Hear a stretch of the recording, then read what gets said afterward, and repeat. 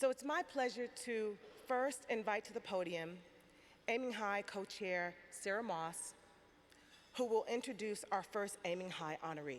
Sara?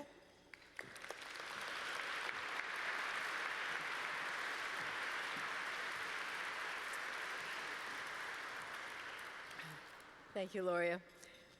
I'm delighted to be here as co-chair for today's lunch, and even more delighted to present the Aiming High Award to Tracey Travis. You can clap.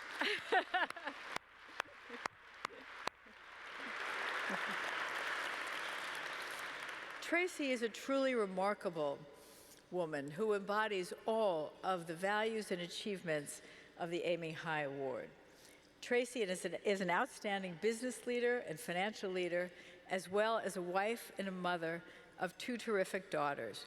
And her husband Richard and daughters Alex and Adrian are here today. So would you please stand and we can recognize you as well.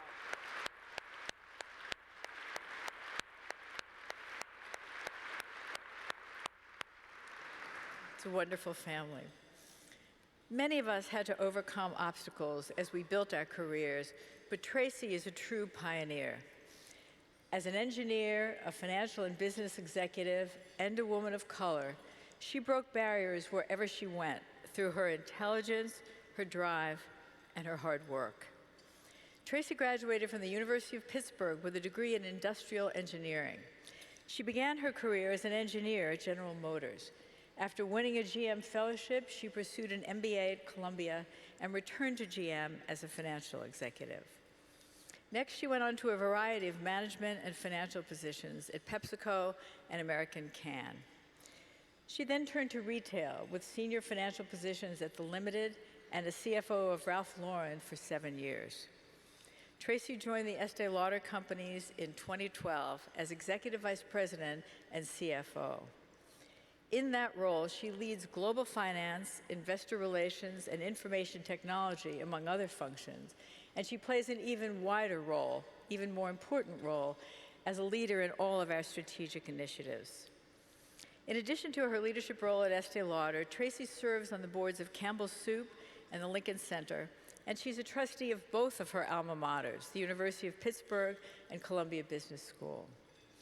Tracey has been recognized as one of the top 25 women in finance by Treasury and Risk Management magazine, and she's received the Best CFO Award from Institutional Investor magazine. She's received a Distinguished Alumni Award from the University of Pittsburgh and was an inaugural member of the Wall Street Journal CFO Forum. I'm so proud to work closely with Tracey and the executive team at Estee Lauder. She's a wonderful colleague and a friend. It's my privilege and my pleasure to present the Aiming High Award to Tracey Travis.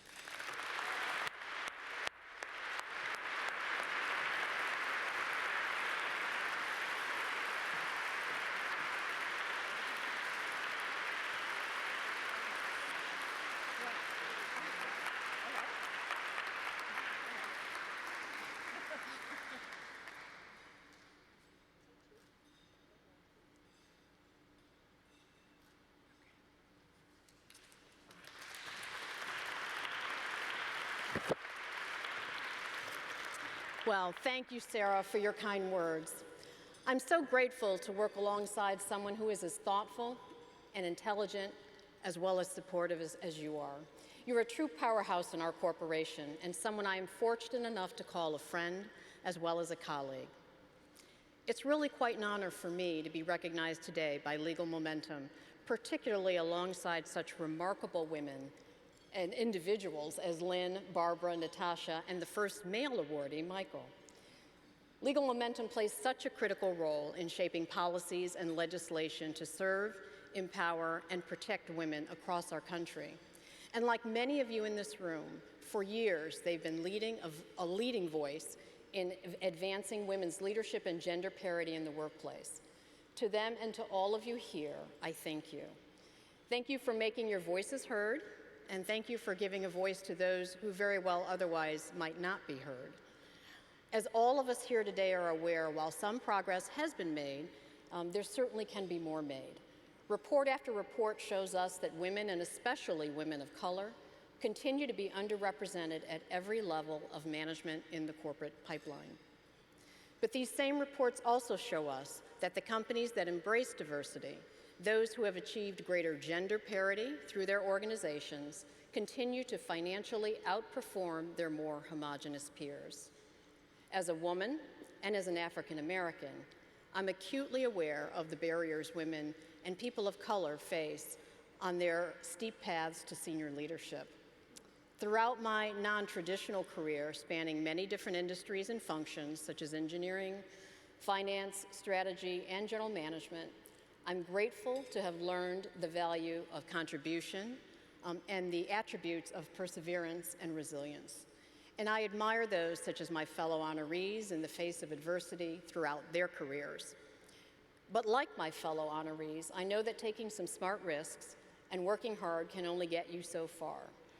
No one succeeds alone. A strong support system is vital. So I am so grateful for the unconditional support of my family, represented here today by my husband and my 2 daughters. I hope my 2 daughters will grow up to be successful, influential professionals in the fields that they choose, and socially conscious members of society at large. I'm grateful to the many sponsors, many of who are here today, but also sponsors throughout my career, and mentors who believed in me along the way, and who have advocated for my career advancement. My Estee Lauder family is here as well, and I'm so thrilled to see them here.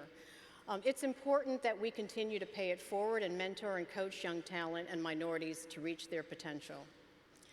And finally, I feel so very fortunate that my career path has led me to the Estee Lauder Companies, an organization that has embraced strong female leaders since its very founding, beginning with the inimitable Mrs. Estee Lauder. Talk about perseverance. As a female entrepreneur in the 1940s, she was most certainly a pioneer. And I think she'd be proud to know that today, 70 years later, and with 44,000 employees around the world, the company she started from her kitchen in Queens in 1946 continues to have an incredibly strong presence of women at all levels of leadership. Today, and I'm a fact person, so 84% of our global workforce is female. 50% of our senior vice presidents and above are female, and 7 out of 15 members of our board of directors are women, one of the highest representations of all companies in the Fortune 500.